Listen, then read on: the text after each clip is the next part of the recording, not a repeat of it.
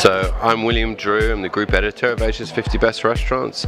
We're here in Bangkok for the second year running for Asia's 50 Best, and we're very excited to reveal the list, the countdown of great restaurants from all around the continent. And yeah, we're going to have lots of surprises, lots of new restaurants to reveal, and celebrate great restaurants and great chefs. Yeah, I mean, I'm not an expert in Asian food in detail because we cover the whole world, and I can't.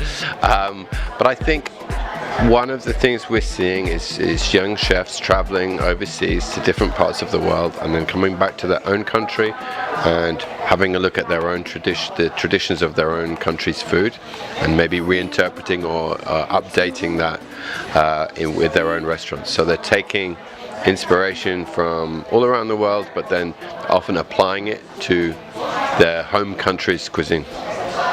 The first thing to say is there's no formula, there's no recipe to get on the list. Sometimes people think there is, but there's not. The only real recipe is to really believe in what you do and try every day, every service, to make it as perfect as it can be, and to keep improving.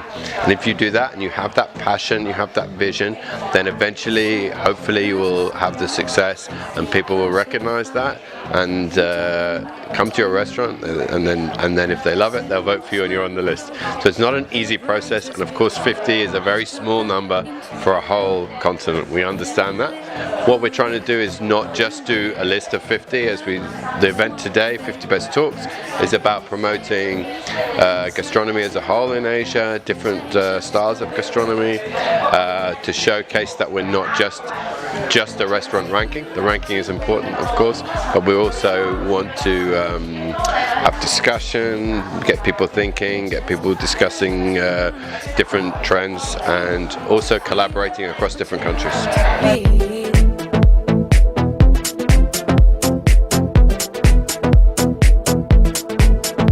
Well, the trend of the Thai cuisine now in Thailand overall doesn't matter, Chiang Mai, down south, and then central, northeast. So it's still really strong with the Thai food, and then also they have a new generation coming in as well, doing the different food, but more like using Thai ingredients, farm to table, and also the organic agriculture as well. So all the vegetables and then seafood and fish, which is sustainable. So it's become more available for all the chefs here in Thailand. So you can use something from different farm and then great quality. So I think Thai cuisine will come up stronger and stronger and stronger. It's really good for Thailand to bring more people to Thailand, and then you can try many different things.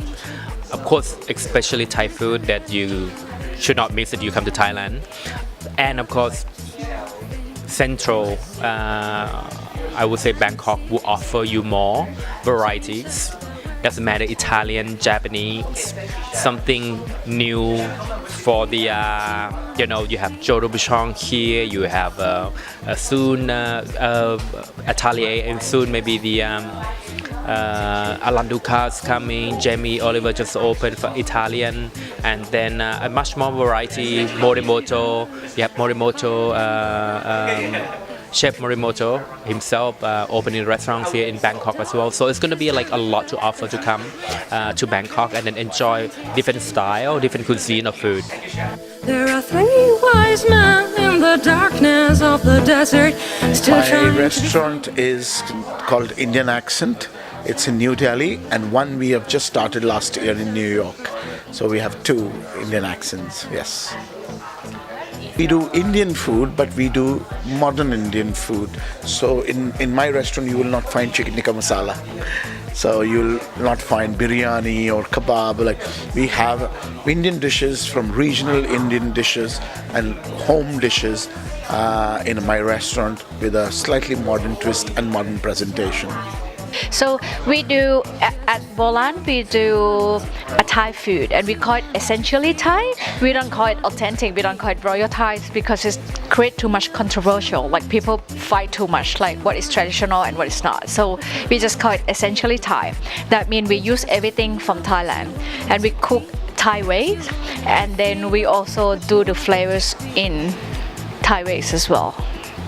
And we're also looking at the practices of where our ingredients come from. So we back up 100% on organic and sustainabilities of the produce that we use in the restaurant as well. Yeah, I put so much importance on our nature basically because everything comes from the natures. And if you want to have a really good ingredients, it's a good nature. So if you want to have a super yummy fish, the ocean have to be clean. Yeah, and if you want to have a super yummy persimmon, the soil have to be right. So that's why we put so much emphasis on it. And we know with our activities in cooking, eating, serving the food, or running the restaurant, it's create so much like waste. It's damaged the natures basically. So for me, if we will still want to have pleasure eating good food, it is really our responsibilities to make sure our nature is still nice and clean. Yeah, so we apart from the organics and sustainable source produce that we use, we also have other activities within the kitchen. Like we use oil for deep fry, and then that oil we turn it into soap. Yeah, so that you don't pour the oil into the drainage, but in Thailand someone will drive and buy your used oil, but they use it for animal feed. Yeah, or they use it, they sell it to the people on the street at a cheaper price, so that they've been frying that oil forever and it's create cancer. So it's not really good. Yeah, so that's why we have to do something, we have to be more conscious of what we do and how we affect our nature.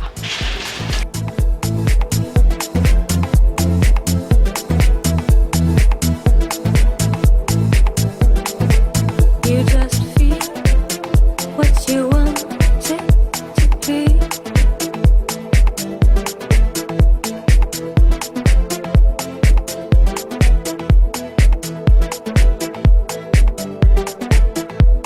You think a little love is all you need.